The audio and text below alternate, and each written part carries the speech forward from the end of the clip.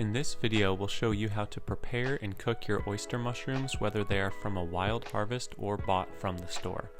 We harvested these just this morning while on a walk in the forest, and to see how we found them, check out the link in the description below.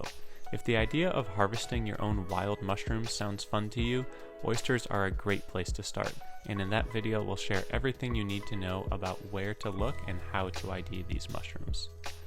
If they are wild harvested, make sure they are clean before you start chopping. Brush off or cut away any bits that you don't want to eat.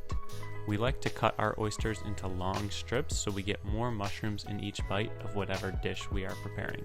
Cutting the pieces into roughly the same size will help your mushrooms cook evenly in the pan as well. Make sure your pan is hot over medium heat and throw the mushrooms in dry.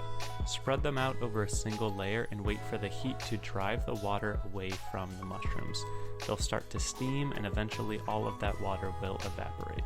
Once the water is gone from your pan, it's time to add in the olive oil.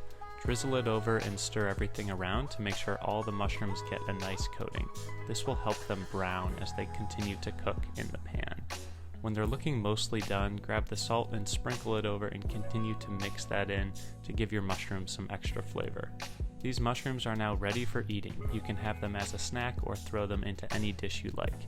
We're also going to show you how to freeze them and store them for later use. To do that, spread them out on a plate or a tray and toss them in the freezer. Make sure they're in a single layer. Leave them in overnight and pull them out the next day. By freezing the mushrooms in a single layer, we ensure that they won't stick together when we put them in a bigger bag for storage. Make sure you label this bag and put it back in the freezer, and then pull it out whenever you need a fresh mushroom for a meal.